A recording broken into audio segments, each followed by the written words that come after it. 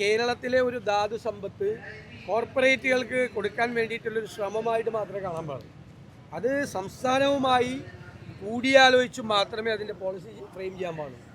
കേരളത്തിലെ ധാതു സമ്പത്ത് മുഴുവൻ കോർപ്പറേറ്റുകൾക്ക് കൊള്ളയടിക്കാനുള്ള ഒരു ഓപ്പർച്യൂണിറ്റി ആക്കി അതിനെ മാറ്റരുത്. സംശയത്തോടെ നോക്കാൻ പറ്റുള്ളൂ. കാരണം ഇവർ കടലിൽ ആഴം കൂട്ടാൻ പോയ ആളല്ല.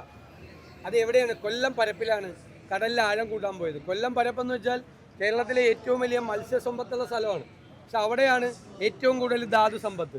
അവിടെ നിന്ന് മണ്ണ് കോരാൻ വേണ്ടിയിട്ട് എടുത്ത തീരുമാനം എന്ന് പറയുന്നത് ഈ ധാതു സമ്പത്ത് ലക്ഷ്യമാക്കിയിട്ടാണ്. അപ്പോൾ ആ ധാതു സമ്പത്തിൻ്റെ ഒരു കലവറ എന്ന് പറയുന്നത് പലരുടെയും കണ്ണിലെ വലിയ നിധിയാണ്. അത് കേരളത്തിൻ്റെ കൂടി ഒരു അസറ്റാണ്. അപ്പോൾ സംസ്ഥാനമായിട്ട് ആലോചിക്കാതെ ഒരു തരം അതിൻ്റെ ഇതിലേക്ക് പോകരുതെന്നാണ് നമ്മുടെ അഭിപ്രായം. കേരളത്തിൽ നിന്നുള്ള കേന്ദ്രമന്ത്രിമാർ പറഞ്ഞത് എയിംസെങ്കിലും കിട്ടുമെന്നാണ് വിചാരിച്ചത്. അവർ നിരന്തരമായി എയിംസിനെ കുറിച്ചാണ് സംസാരിച്ചുകൊണ്ടിരുന്നത്. എയിംസും ഇല്ല, അതിവേഗ റെയിൽപാതയും ഇല്ല, കേരളത്തിന് വേണ്ടി ഒന്നുമില്ല. ഒരു തരത്തിലുള്ള ഒരു ആശ്വാസം കേരളത്തിന് നൽകുന്ന രീതിയിലുള്ള ഒരു പ്രഖ്യാപനവും ഇല്ല എന്നത് സങ്കടകരമാണ്. മാത്രമല്ല, പഴയ ഫിനാൻസ് കമ്മീഷൻ കേരളത്തിന് നൽകിയത് 1.92% മാത്രമാണ്.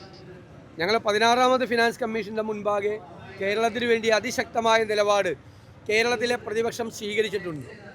ഇവർ തദ്ദേശ സ്വയംഭരണ സ്ഥാപനങ്ങളിലേക്ക് നടന്ന തെരഞ്ഞെടുപ്പിൽ കേരളത്തിലെ BJP നേതാക്കളും കേരളത്തിൽ തെരഞ്ഞെടുപ്പിന് ശേഷം വന്ന് പറഞ്ഞ പ്രധാനമന്ത്രിയും എല്ലാം പറഞ്ഞത് വികസിത കേരളം എന്നാണ്. ഇങ്ങനെയാണ് ഇവർ കേരളത്തെ വികസിപ്പിക്കുന്നതെങ്കിൽ ഇതൊരു ജസ്റ്ററാണ്, ഇതൊരു മുന്നറിയിപ്പാണ്. ഇവർ എത്രമാത്രം അവഗണനയോട് കൂടിയാണ് നമ്മുടെ സ്റ്റേറ്റിനെ കാണുന്നത് എന്നുള്ളതാണ്. ഇവിടെ നടത്തിയ ഗീർവാണ പ്രസംഗങ്ങളും വികസിത കേരളത്തെക്കുറിച്ചുള്ള ഒരുപാട് സങ്കല്പങ്ങളും എല്ലാം മനഃപൂർവ്വമായിട്ട് കേരളത്തെ ഉപേക്ഷിക്കുന്ന ഒരു സമീപനമാണ്. അതിശക്തമായ പ്രതിഷേധം അക്കാര്യത്തിൽ രേഖപ്പെടുത്തും.